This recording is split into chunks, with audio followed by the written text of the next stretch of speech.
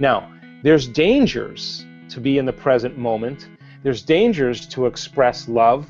There's dangers to trust, because if you're living in an environment where survival is the credo, you're not going to want to close your eyes and go within.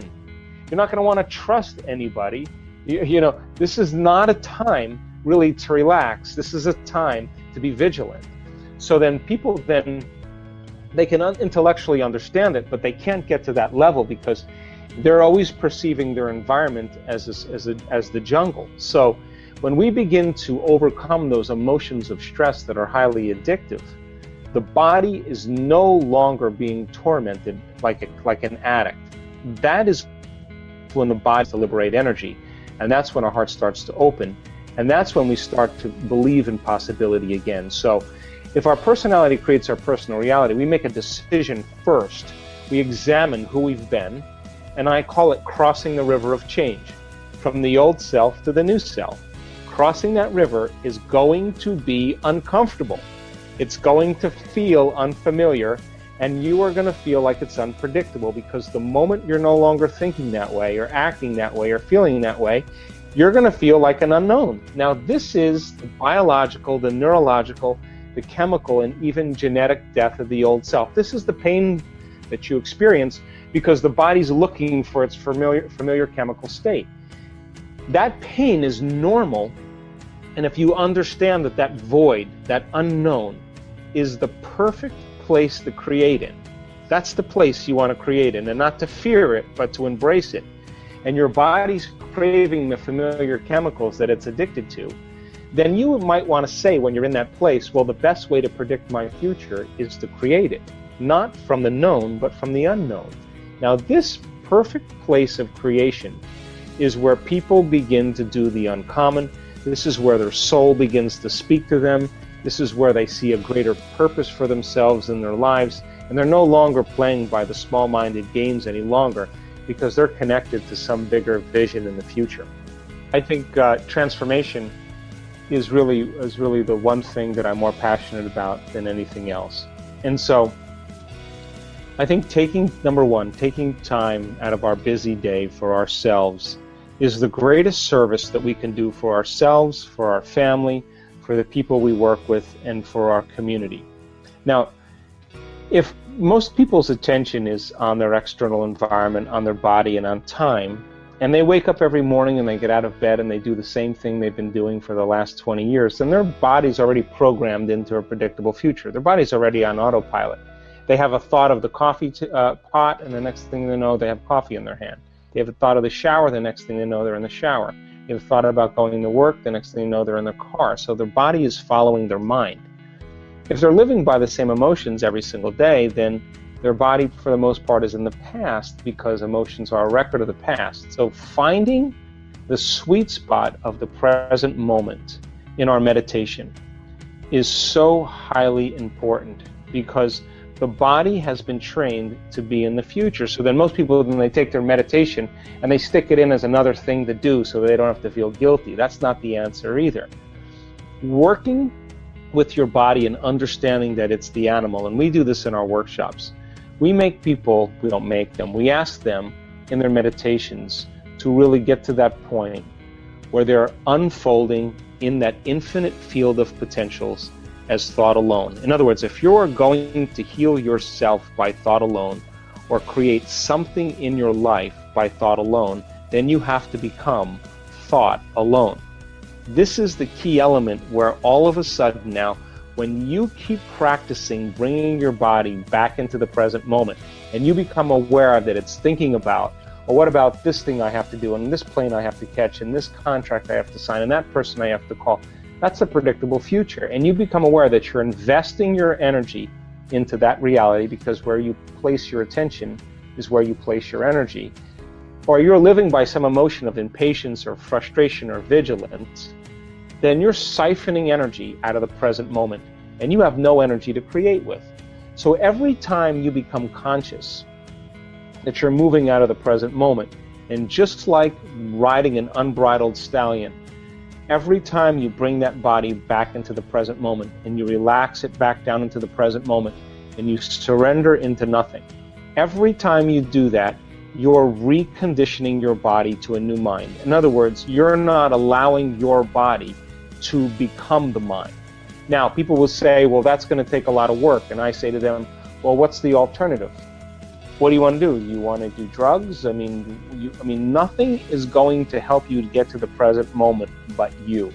And if you practice being present every single day in your meditations, you will be more present in your life and less preoccupied with that worst case scenario, or that moment where something could go wrong, and living by those hormones of stress. And your body then finally starts to trust you.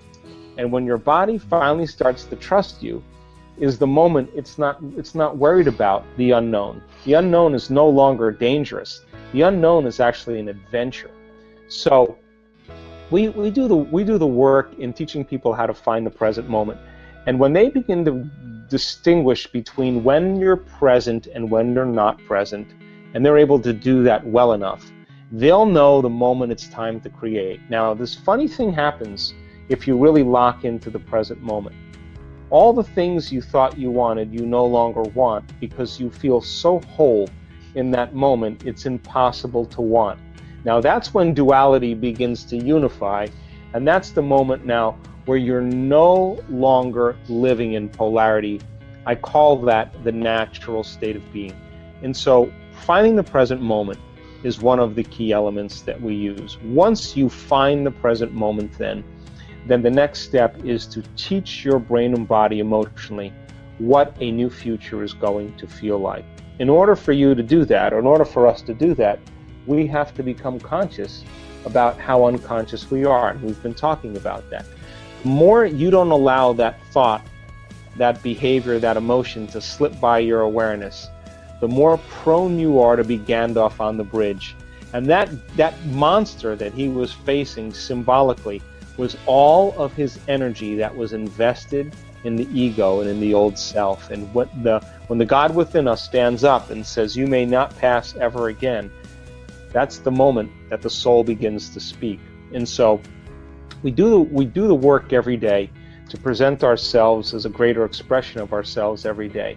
And in the beginning, it will feel unnatural, it will feel uncomfortable, but I swear there's been hundreds of people, once they start seeing the effects and they find true joy within them because they're pleased with themselves and they got beyond themselves. I mean, in the brain scans that we studied with people, I can tell you that when people get beyond themselves, they are so incredibly powerful. The self that's attached to the emotional body, that's attached to the pain, that's attached to the past. And then, by the way, they tell the story based on those emotions. And Scientific American said 3 months ago that 50% of everything that people talk about in their past is a lie. It's not the truth, because they have a different brain today than they did at the time of the event. So getting people beyond their past, I think, and getting them into the present moment begins to liberate the most amount of energy. I think people are beginning around the world to wake up to the idea that the illusion is becoming so obvious. I mean, every single paradigm right now is collapsing, whether it's the political model, the economic model, the religious model, the medical model, the educational model, the environment. Everything's collapsing right now because it cannot function on the old laws of the old paradigm. Something new has to be created. So then, how do we begin to become supernatural? We have to begin to do what's unnatural. And when everybody else is in lack and in poverty, that is the time to give. When everybody else is in fear and worried, that's the time to demonstrate courage.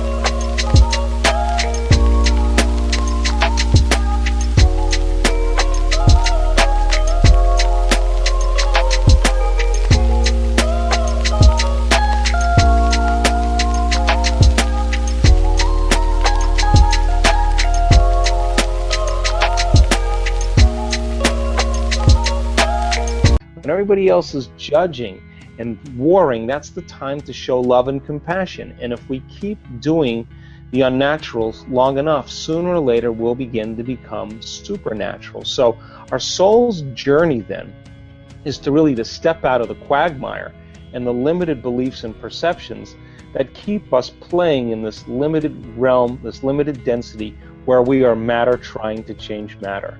Once we get a taste of the divine, and that divine, again, we've measured this over and over again. When you are that thought in that infinite space, when the brain is perceiving space and no longer perceiving objects, it gets very organized. It gets very coherent. And when the brain gets coherent, we get coherent. When the heart gets coherent, we love way more. And that's when we begin to emulate the divine. So over and over again, as we begin to climb out of these limited states, and we break free from those survival emotions that keep us feeling more like matter and less like energy, the side effect of all of that is becoming more energy and less matter. And that's when we start to demonstrate being a vibrational being. The field around our bodies when we're living in stress is about 3-4 inches in size. Open your heart, it can be up to 9 meters wide. We measured it. And so then when you begin to open your heart, you feel connected to something greater. That's the beginning. That's when the soul says, now I have infinite possibilities to experience, and I get to select as a free-willed individual where I want to place my attention. That's when we're liberated. So I think it's a great time for us to begin to really embody this information. I think it's a great time for us to hit the low points, to see those illusions. I mean, I had my own awakening, and you reach a point where you realize that the only time that you feel like yourself is you need the external world to remind you of it. That's a sign.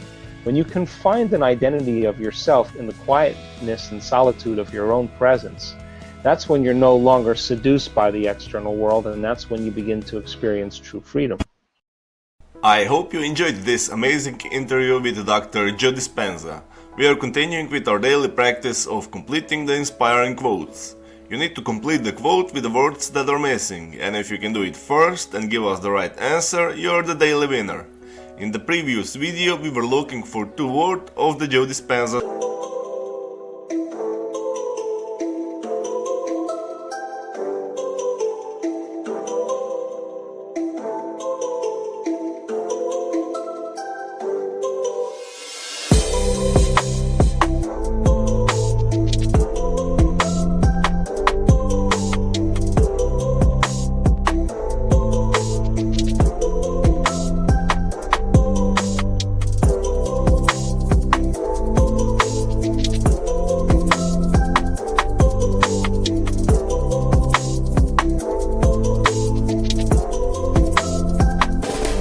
quote.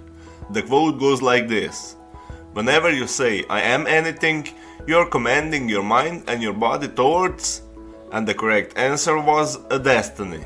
So whenever you say I am anything, you're commanding your mind and your body towards a destiny.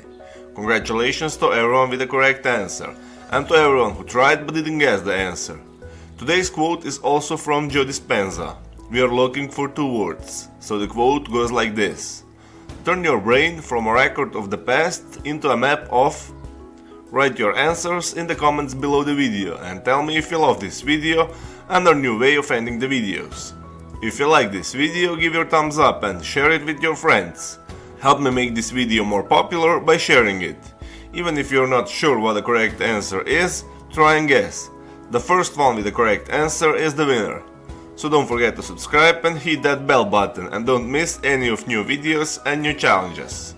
If you really like what we do here and want to support us, you can join our channel and our community for a symbolic fee and gain many other additional features. You can do that by clicking the join button next to the subscribe button, or you can click on the link in the description of this video. Stay good and have a great day!